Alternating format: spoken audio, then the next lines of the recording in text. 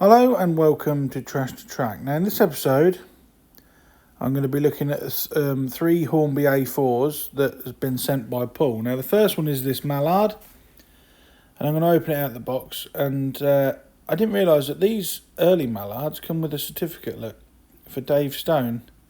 It's a nice bit of nice touch there by Hornby. But Paul sent this to me because he wants the two Ringfield ones digitally fitting. And he said that he fitted a decoder to this one himself, and the loco runs, but when he connects it to the tender, the loco shorts out and won't run. So I'm going to have a look at it for him. There's the mechanical lubricator part that broke off when Paul tried to take the body shell off. It is fragile, and I couldn't unfortunately fix it this time for him. So these Hornby A4s that are loco drive, I do like the A4s. The tender drawbar looks to be very loose. So I'm going to have a look inside first of all to make sure the chip isn't blown and make sure there's no issues causing a short circuit. To remove the body shell, you just remove the screw under the smoke box door and then it will unclip from the rear. Now usually you would have to undo the crank pin to take off the mechanical lubricator, but that's already been removed, as I said. It's got a newer generation Hornby chip in it, and everything looks to be in good order. So let's put it on there and have a look what we're dealing with. I'm going to take the chip out for now. I'm just going to leave that out slightly because it's very tight fit. I'm going to fit a blanking plate, then I'm going to see how this runs on DC using a battery to test the chassis. I've got a spare blanking plate that I'm just going to put in there. And then the testing the chassis on its own, the loco chassis that is, runs absolutely fine. So I don't think there's any problems there. So I'm going to put the tender on. But I do notice that these brass connectors are all bent out of shape. So I'm going to gently manoeuvre those up. And I'm also going to tighten this up. This is very, very loose. So it needs to be... I obviously don't over tighten it, but it needs to be tighter than that. It was drooping far too low.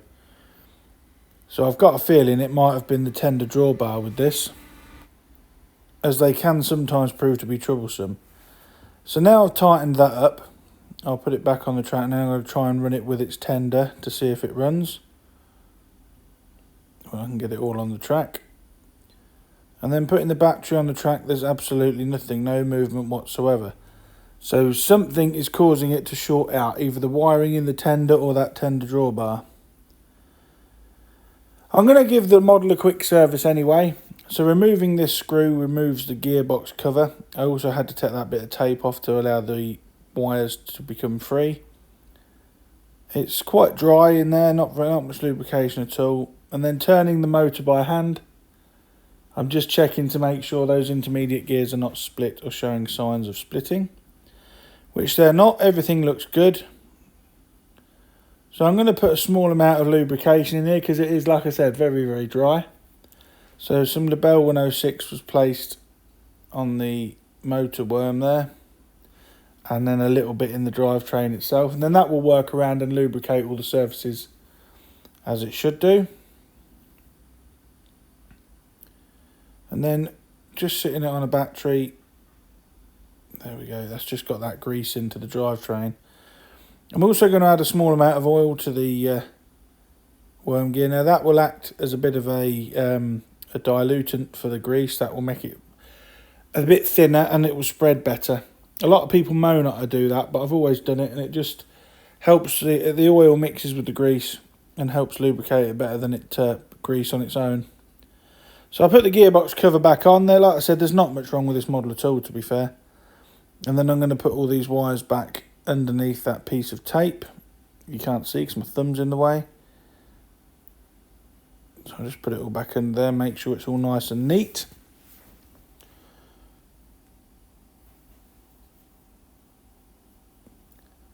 And then with the battery, I'm just going to sit on there. And by doing it this way, it tests all the individual pickups. So all 6 pickups on the loco are working as they should, so I've not got to take the chassis keeper plate off. And I'm not going to do more work than's needed. because it's running absolutely fine. So I'm going to turn my attention to that drawbar. Now I think what's happening is when this is coupled to the tender, those two prongs at the top of the drawbar are too tight together. And they're actually making contact. They're not making contact with the plate that you can see there. They're making contact with the actual tender drawbar pin, which is causing a short circuit. So I'm going to try and bend these out slightly. Now you have to be very gentle doing this because the brass Hornby uses very, very thin, and you will break it very easily if you come at this too hard-handed. So once I've adjusted those contacts on the tender drawbar, the model now runs. So that was what the problem was with the A4 all along, was the drawbar connector was hitting and causing a short circuit. And just lifting the wheels, the loco wheels off the track, you can see that the tender pickups are all working as they should. So that's good. Hopefully we've cured this problem. Now, like I said, those two prongs at the top, they should be spliced outwards slightly in a V shape. They should not be level or face inwards, because it will cause short circuits. Now, just applying a battery to the connector there, I'm just going to give the wheels a quick clean. But as you can see on the cotton bud, very clean indeed. You know, there is a little bit of dirt on there, but nothing like I've encountered in the past. And it makes a refreshing change sometimes to some of the stuff I've done to get a nice, simple and easy repair like this A4.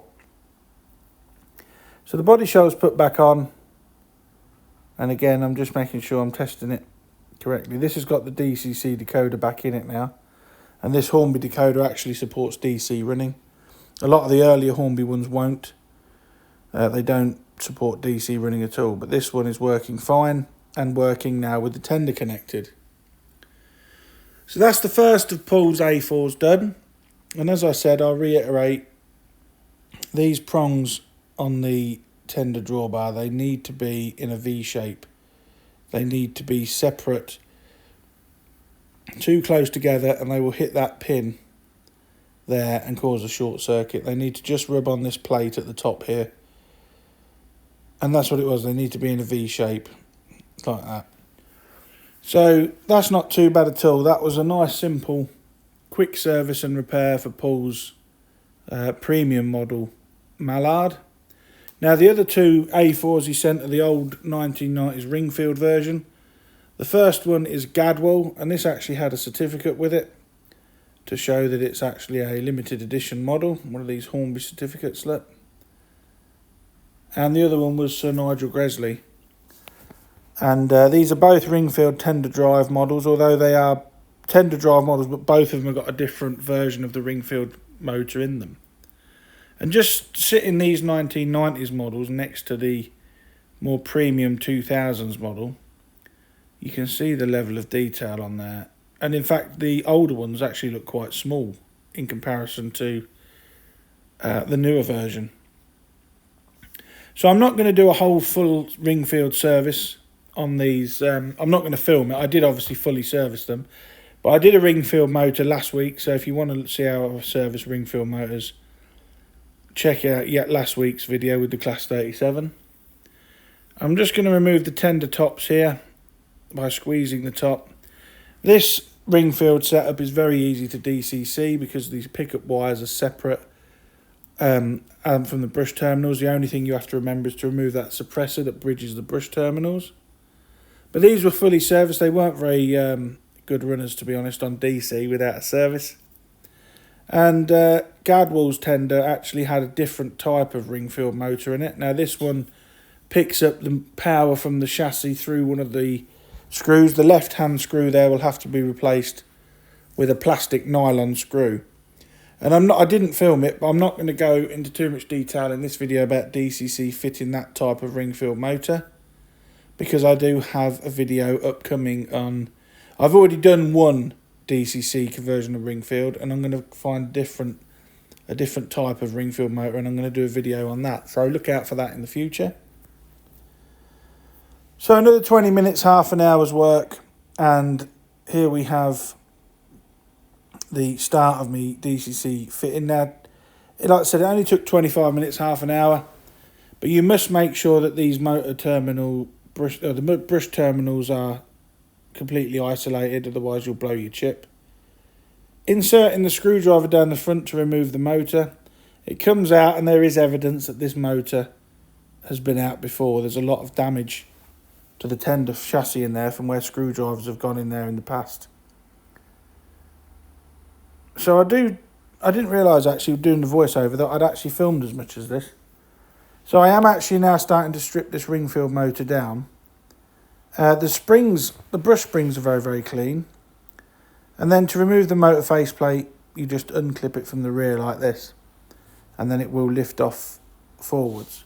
But that is about it for the footage of me servicing a Ringfield. Like I said, check out last week's video for a full guide to servicing the Ringfields.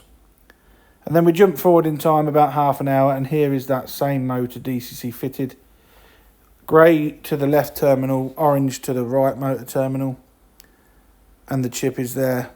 They will sit in the back underneath the water filler cap. There's plenty of room. And that is this tender DCC fitted, although I forgot to put that centre axle in. So now I've got to take it all out and put the axle back in. So if you've got an engine or anything you'd like to see mended, repaired, DCC fitted, please email me at dansmodelrailways@gmail.com. Have a look again, it's sent over, and who knows, it may even feature in an episode all of its own. So I gave Paul's A4s a thorough running at Trains For You on their test layout. I know they're all DCC, but my layout at home at the moment is in a bit of a mess because I've been doing a load of scenic work. But the Mallard runs well, and these two, Gadwell and Sir Nigel, these Ringfield, this is running on DCC, and they absolutely ran superbly. So keep an eye out in the future. I will do another video covering that type of Ringfield motor and how to DCC fit them. And you can see here, look, they actually run.